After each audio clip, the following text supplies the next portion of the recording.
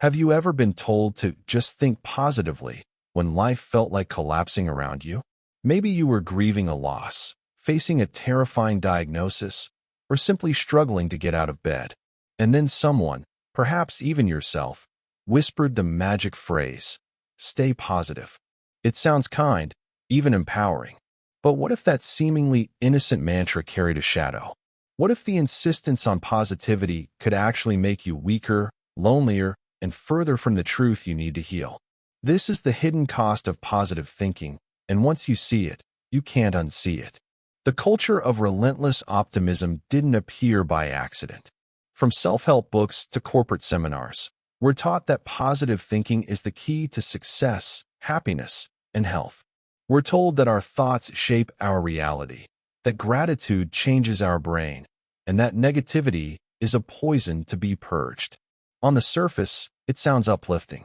Who doesn't want a brighter outlook? Yet beneath the glow of motivational posters lies a darker truth. Forced positivity can become a mask, a denial of reality, and a trap that keeps you from authentic growth. Think about the moments when you've tried to stay positive no matter what. Perhaps you told yourself, "It's fine, everything happens for a reason," even as your chest ached with unspoken grief. Perhaps you smiled through a toxic relationship because you feared that expressing anger or sadness would make you negative. In those moments, positive thinking stops being a tool and becomes a shield, a way to avoid discomfort instead of facing it. The very emotions you suppress are the ones you most need to acknowledge. Psychologists have a name for this: toxic positivity. It's the pressure to be happy, hopeful, and upbeat, no matter how painful your reality is. Toxic positivity tells you that negative emotions are failures, obstacles, or moral flaws. It whispers that if you're sad, you're weak. If you're angry, you're unspiritual. If you're afraid, you're manifesting bad outcomes. But human beings aren't designed to be permanently cheerful. Emotions exist for a reason. Grief signals loss. Anger signals a violation. Fear signals danger. When you bypass those signals, you lose vital information about your life and yourself. The dark side of positive thinking also shows up in relationships. When you're convinced that good vibes only is the highest virtue, you might start rejecting or shaming people who express pain. You might cut off a friend who's depressed because their mood brings you down. You might gaslight a partner by saying, "Stop being so negative," instead of listening to their concerns. In this way, forced positivity doesn't just silence your own feelings, it silences others. It creates a culture of isolation where everyone is performing happiness and no one feels safe to be real. This obsession with positivity can even erode mental health. Studies show that people who feel pressured to be happy often end up feeling worse. When you tell yourself, "I must be positive," you add a second layer of suffering to whatever you're already going through. Not only are you hurting, but you're also ashamed of hurting. This double burden fuels anxiety, depression, and self-criticism. The more you fight your so-called negative emotions, the more they intensify. What you resist persists. And yet, positive thinking has its champions for a reason. Optimism can boost resilience. Gratitude can shift perspective. Visualization can improve performance. The problem isn't positivity itself. The problem is imbalance. When positivity becomes compulsory, it stops being a choice and starts being a cage. Real strength isn't about smiling through the storm. It's about acknowledging the storm and still choosing how to navigate it. Real healing doesn't come from denying pain, but from moving through it. So why do we cling to the myth of unbroken positivity? Part of it is cultural. In many societies, especially those obsessed with productivity and image, there's little room for vulnerability. Sadness is unprofessional. Anger is unstable. Fear is weak. We reward people who look like they have it all together and quietly punish those who don't. Social media amplifies this. Scroll through your feed and you'll see highlight reels of happiness, success, and adventure. Rarely do you see raw grief, honest struggle, or messy transformation.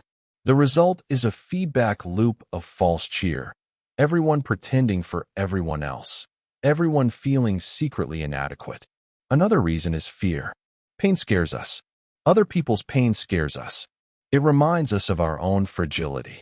So we reach for the quick fix of positive thinking like a bandage over a deep wound. We hope that if we repeat enough affirmations, if we chant enough mantras, if we manifest hard enough, we won't have to touch the darkness inside us. But avoiding the darkness doesn't make it disappear. It only makes it stronger in the shadows. There's also a more subtle danger. When we believe that our thoughts alone create reality, we can start blaming ourselves for everything that goes wrong. Get sick? You must have been thinking negatively. Lose your job? You didn't visualize success enough.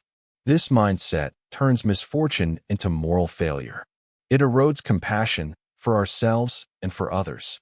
Instead of acknowledging systemic injustices, random accidents, or simple human limitations, we retreat into a fantasy of total mental control. And when that fantasy breaks, the crash is brutal. This is the paradox at the heart of positive thinking. Used wisely, it can be a powerful ally. Used blindly, it becomes a tyrant. The same affirmations that uplift you one day can shame you the next.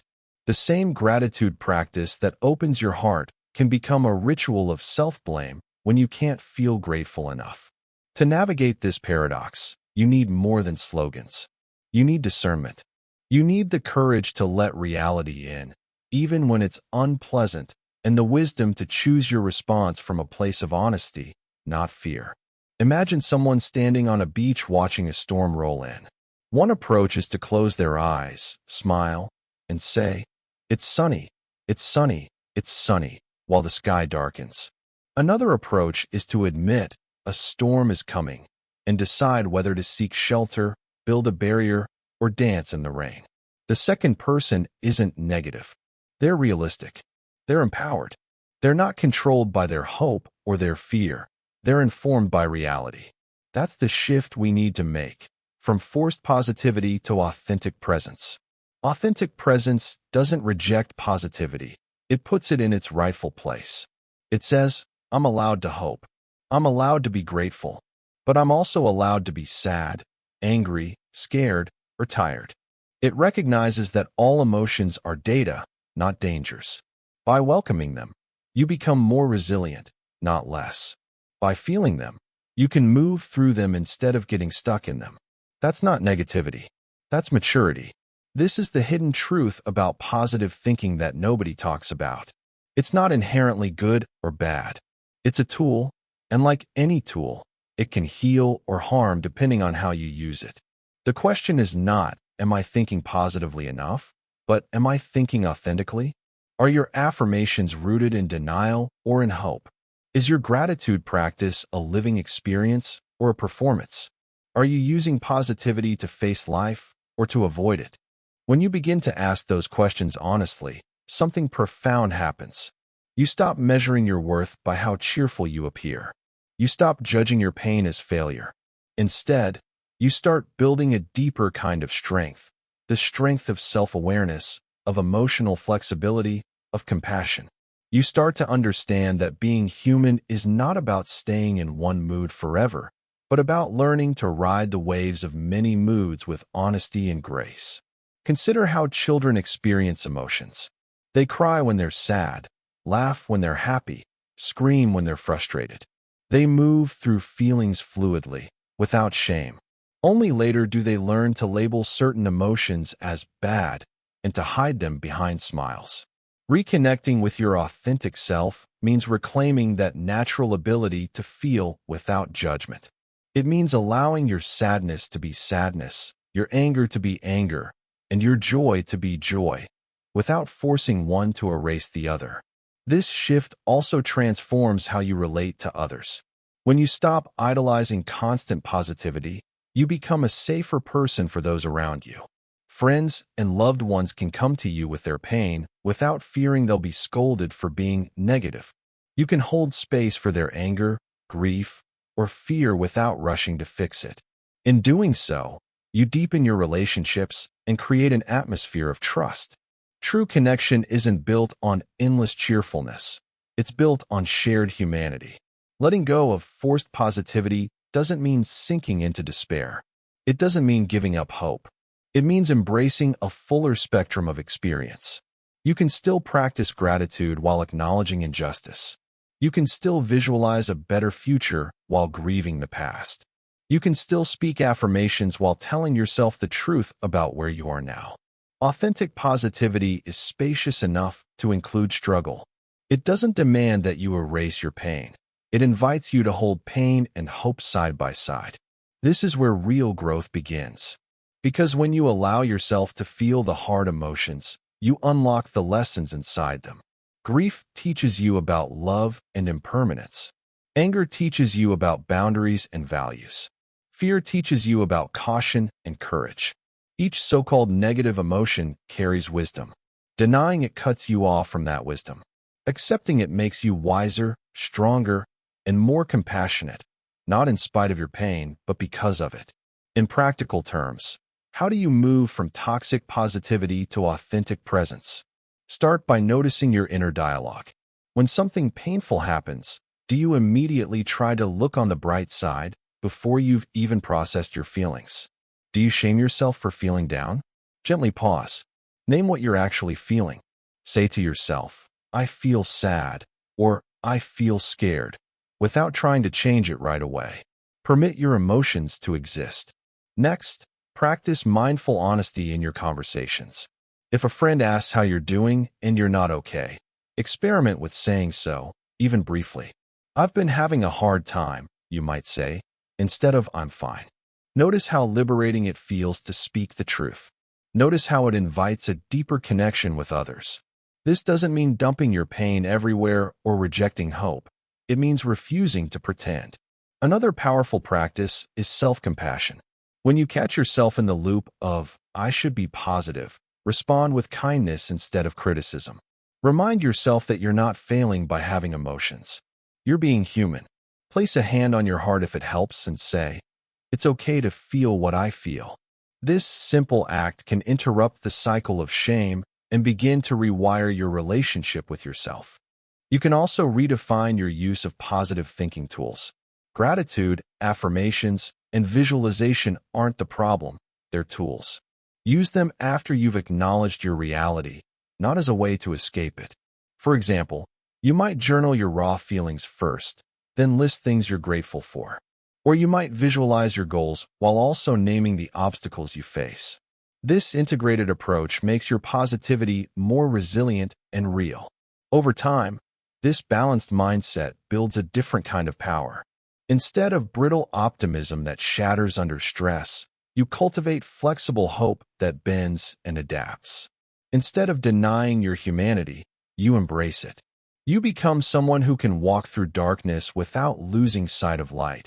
Not because you're forcing light, but because you're honest enough to see both. This is the strength that carries you through life's storms far more reliably than any slogan. The truth no one talks about is that genuine positivity doesn't always feel positive. Sometimes it feels raw, messy, and uncomfortable. Sometimes it means crying before you can smile. Sometimes it means telling a hard truth instead of putting on a happy face. But on the other side of that discomfort lies something deeper than surface-level cheer, real joy. Joy that isn't fragile, joy that isn't a performance, joy that grows from facing life as it is. And when you live this way, you stop being afraid of negative emotions. You stop running from other people's pain. You stop using positivity as a shield. Instead, you develop what philosophers and psychologists call radical acceptance. You stop fighting reality and start engaging with it. That engagement, paradoxically, gives you far more power to change what you can and to find meaning even in what you can't. This is the dark side of positive thinking that few acknowledge. Not that positivity is bad, but that positivity without honesty is hollow. Yet once you bring honesty back into the picture, everything shifts. You don't have to choose between hope and truth. You can have both. You can tell the truth about your pain and still believe in your healing. You can face the storm and still look for the rainbow, not by pretending the storm isn't there, but by standing in it with open eyes. So the next time you feel pressure to stay positive, pause. Ask yourself, Am I using positivity to support myself or to silence myself? Am I building resilience or building a mask? The answer might surprise you. And if you find that you've been caught in the trap of toxic positivity, know this: you're not alone and you're not broken. You're waking up to a deeper, more authentic way of living. What do you think about the hidden costs of positive thinking? Have you ever felt pressured to be happy when you weren't? Share your experience in the comments below. Your story might help someone else feel less alone. And remember, real strength is not about denying your feelings, but about embracing them. If this message resonated with you, give this video a like and subscribe to the channel for more insights on psychology, self-awareness, and the courage to live authentically.